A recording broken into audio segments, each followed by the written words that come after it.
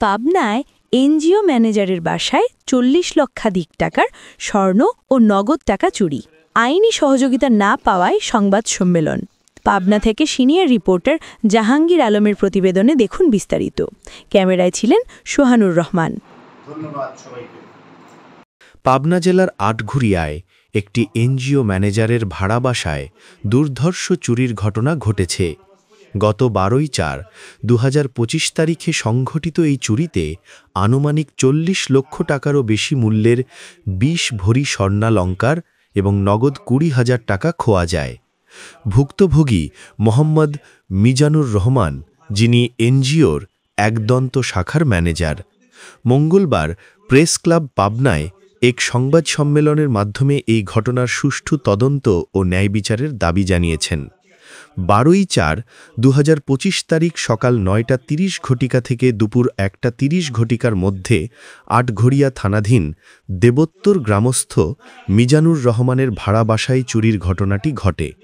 জানা যায়, চোরেরা মূল গেটের তালা অক্ষত থাকা অবস্থায় রুমের দরজা ভেঙে ভেতরে প্রবেশ করে। এই বিষয়ে আটঘরিয়া থানায় মামলা নং 44/25 দায়ের করা হয়। মামলার তদন্ত কর্মকর্তা এসআই আহসানুল কবির প্রাথমিকভাবে জানান, মূল গেটে তালা থাকায় ভবনের ভেতরের কারও সম্পৃক্ততা থাকার সম্ভাবনা রয়েছে। পরবর্তীতে র‍্যাব 12 এই মামলার তদন্তভার নেয় এবং তারা নিচতলার ভাড়াটিয়া সোহেল রানা ও বাড়িওয়ালার ছেলে রাব্বির সম্পৃক্ততা পেয়েছিল বলে ভুক্তভোগীকে জানায়। কিন্তু অত্যন্ত দুঃখের বিষয়, অজ্ঞাত কারণে ঊর্ধ্বতন কর্মকর্তার নির্দেশে এই তদন্ত হঠাৎ স্থগিত করে দেওয়া হয়। মিজানুর রহমান অভিযোগ করেন, তদন্ত স্থগিত হওয়ায় দোষীরা আইনের আওতায় আসছে না এবং তার ন্যায় বিচার প্রাপ্তি অনিশ্চিত হয়ে পড়েছে। তিনি সাংবাদিকদের সহযোগিতা কামনা করেছেন যাতে এই ঘটনার সত্যতা উন্মোচিত হয় এবং তিনি সুবিচার পান।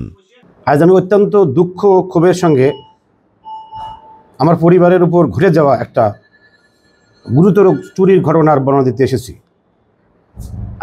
আমি একটি এনজিওর একদন্ত শাখার ম্যানেজার হিসেবে কর্মরত আছি। গত 12/4/2025 খ্রিস্টাব্দ সকাল 7:30 ঘটিকায় আমি আটঘরিয়া থানাধীন একদন্ত শাখায় আমার অফিসে যাই।